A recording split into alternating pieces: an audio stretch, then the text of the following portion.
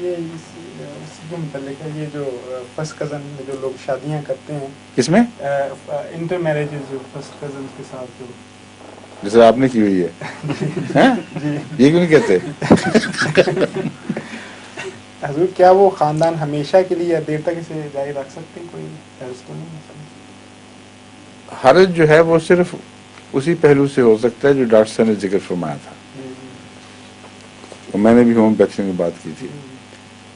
بعض بیماریاں ایسی ہیں جو جن کے متعلق سائنٹیفکلی ثابت ہے کہ ان کے کیڑے اندر تک اثر کرتے ہیں اور خلیوں پر بھی اثر انداز ہو جاتے ہیں، جیسا کہ ایڈز کی بیماری ہے۔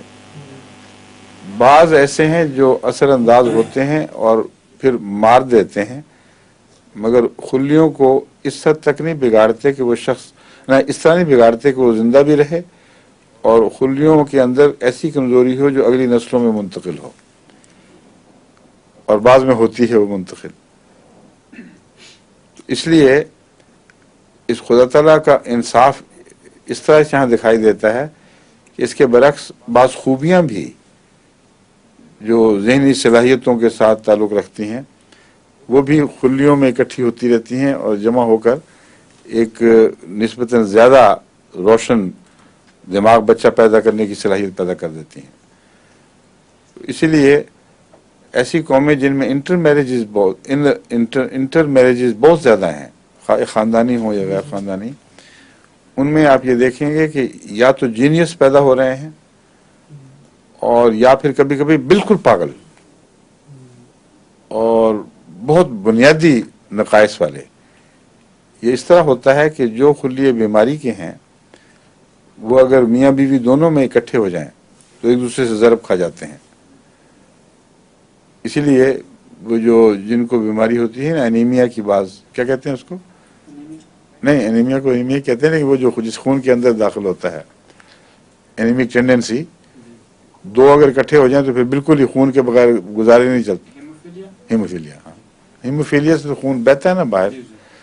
میں کہہ رہا ہوں کہ بعض ایسے انیمیا ہیں کہ انیمک بچہ رہے گا، اس نے ورثے میں پایا ہے لیکن پھر بھی خون بناتا رہتا ہے، اور بعض ایسے ہیں جن کے اندر تھیلاسیمیا، خون بننا ہی خرابی ہو جاتی ہے، کچا خون جسم بنا کے پھینکتا ہے، ایک قسم کا کینسر سمجھ لیں، اور ایسے بچے کو بار بار پھر پورا خون بدلانا پڑتا ہے۔ بہت ہی خطرناک چیز ہے۔ اس کے متعلق ڈاکٹر کہتے ہیں کہ اگر ایک میں آدھا پایا جائے، نصف، تو یہ احتیاط کرو کہ اس کی شادی صرف وہاں کی جائے جہاں اس کا کوئی کسی قسم کا جز نہ پایا جائے، ورنہ ضرب کھا جاتا ہے۔ تو یہ وہ مضمون ہے جو آپ پوچھ رہے ہیں۔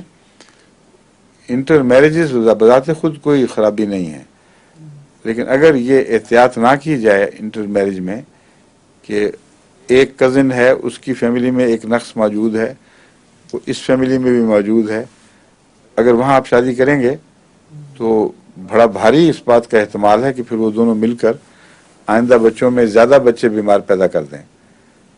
تو آنکھیں کھول کر دیکھ کر اگر فیصلے کیے جائیں تو اصولاً کوئی نقصان نہیں ہے، اور اگر چن کر کیے جائیں کہ اچھی خوبیوں والے کزن میں شادیاں کی جائیں تو پھر وہ ملٹی پلائی کریں گی خوبیاں۔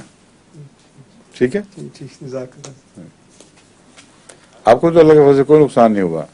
نہیں نہیں، سر درد ہے ویسے ہمارے خاندان میں، سر درد وہ چلیے تو ویسے ٹھیک ہے اللہ۔ ہم اگر ایک دوسرے کی طرف سے سر درد نہیں نا ملی آپ کو؟ اچھا اچھا۔